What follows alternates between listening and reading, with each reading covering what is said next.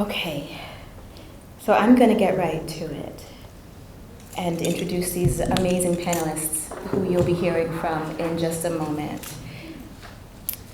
Isoka Titilayo has been an educator for the past 38 years. She began her teaching life in independent schools for children of African descent, such as Uhuru Sasa and Zirikua.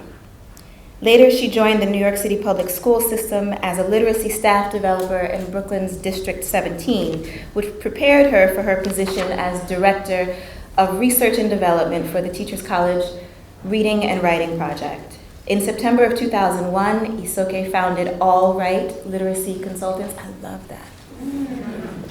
And as its director, she travels throughout the United States and as far as Senegal to teach, learn, and share that learning with other caretakers of young children and literacy instructors. Isoka serves in several traditional African organizations and finds time to write poetry, prayer, and short stories. She is currently writing a book tentatively called Digging Deep, the Study of Genre in the Process Classroom, as well as a memoir entitled Where's Mother? Please join me in welcoming Isoka Titilayo Nia. I think you're doing it all.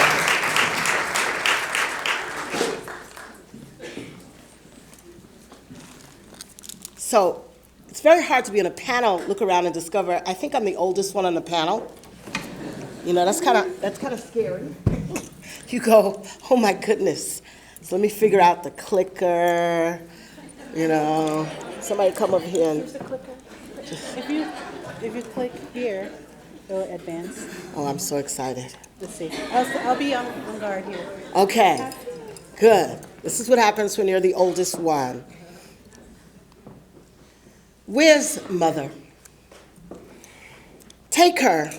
Take her. I've got to go to a funeral. I'll come back to get her later. Take her. Take her. Words that grew large in the ears of the 6-year-old. She was forgotten in the struggle of removing the buxom, well-dressed Negro woman from the building. She remembers it took men to hold the woman's legs and arms and drag her into the elevator, but they forgot her. The little girl in the shuffle left her sitting on a bench, quiet and wide-eyed. She could still hear the screaming. Even when the elevator door closed, it was probably on the first floor, she could still hear the screaming. She didn't know that it was time to cry. She'd never see Arnett Evans, and this thrashing, wild-eyed image was the one that she was to hold in her mind for the rest of her life.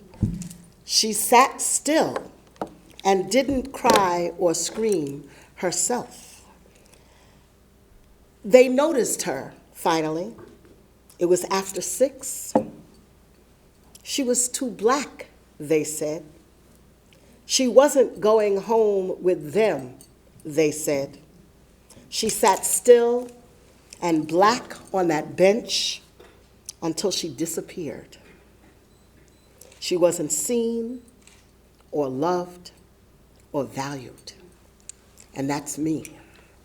And I don't have a picture to show you of me at the age of 6, because there were no pictures of me at the age of 6. No one took pictures of me. I was too black. I wanted 2 things as a child. I grew up with foster parents who didn't think either of them were important. One of them you can see is a red bike. Never learned to ride a bike, still can't ride a bike. And the other thing I wanted was books.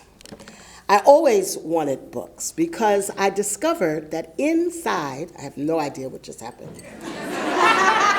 Inside books, there were people that were also black, that looked like me.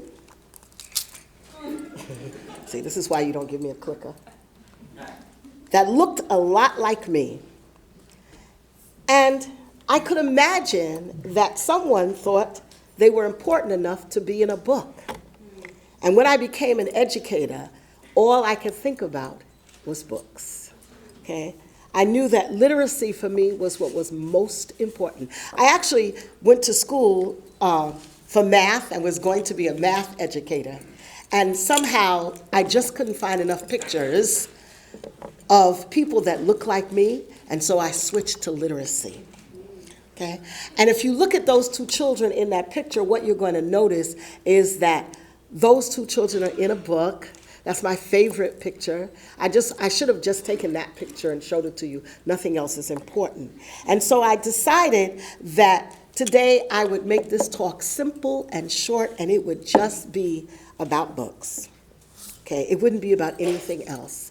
Ever since Kenneth and Marie Clark conducted their experiments in the early 1940s, we are still looking at children who look at themselves, black children, and don't see beauty, and don't see themselves. Okay, I didn't see myself. I was taken to a Catholic private home after that day. And the story beyond that, I guess you'll hear it when I finish the book, okay? But I didn't see me, and I realized as I grew beyond 6 that other people didn't see me. And I realized when I entered the public school system and the private school system and the independent school system that what I was finding in the classroom were books where children could not find themselves culturally. They just couldn't seem to locate that identity that I knew that they needed. That the parents' efforts to teach their children about their family culture wasn't there. It wasn't visible. You didn't have to be extra smart. You didn't need a degree. You just needed to spend some time at a good bookstore. Because as the children grew older, the books got better. I had to dig for books for my children.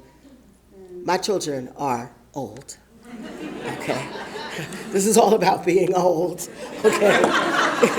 One of the first things you learn when you're going to do some of the education that most of us in this room, 85% have never spent a deep, long, in-depth time studying about children and how they develop and how they learn, especially African American children, brown children.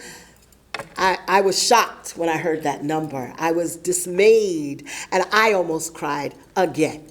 Because I cried this morning. My son, at 12:55 yesterday, had his first son. And so that is my 6th grandchild, my 3rd grandson, and I worry like you worry about their lives and what am I bringing them into. But even as sick as I am, I had to go see the baby with the mask and the whole bit. He's absolutely gorgeous. And I want to make sure that he goes somewhere where people understand what and why cultural importance has to exist. And I only want to talk about books. So I brought just a few books to share with you, and I'm not going to share whole books. I could stay here and do that. Personally, I just think I need a little chair over there, a rocking chair, perhaps, a shawl, and then I can just talk about those books. So I'm going to show you just a couple of words. You see, I don't go anywhere without books. Everybody knows it, okay? I don't go anywhere. This is a brand new book by Jacqueline Woodson, and I'm going to read you just a bit because they told me you have about a minute left, lady. And I only want you to hear a drop of it, and then I'm going to share one of my favorites. It's called The Day You Begin. I can't wait to read this to my grandson. There will be times when you walk into a room and no one there is quite like you. Wow. Isn't that an amazing line? I'm not even going to read anymore.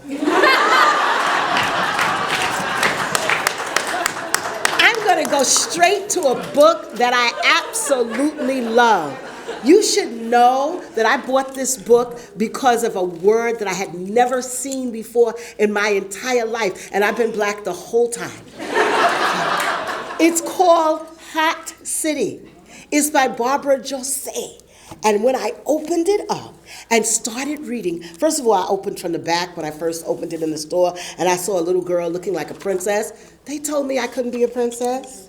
And then I looked at it and it said, me and Joe on the front porch steps, cement steps, hot as a fry pan sizzling, and my own sweet self, that's what's cooking. Hey, Mimi, says Joe. He's my little brother. What you want to do? Nothing, I say. Nothing, he says. And here's the word.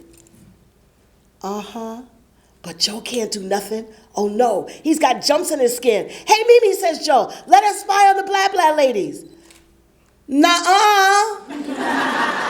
I say, have you ever seen the word nuh-uh? Every child, I read it to him. Okay? Every single child. So I can't share all the books I brought. I never can. I usually carry a suitcase. Those who know me know that. But I want you to understand that if you really, really, truly believe that early childhood is important, you need to get some books. You need to choose them carefully. You need to make sure they represent the children who are sitting in front of you in language, in composition, in coloring, all kinds of books for my children. Thank you.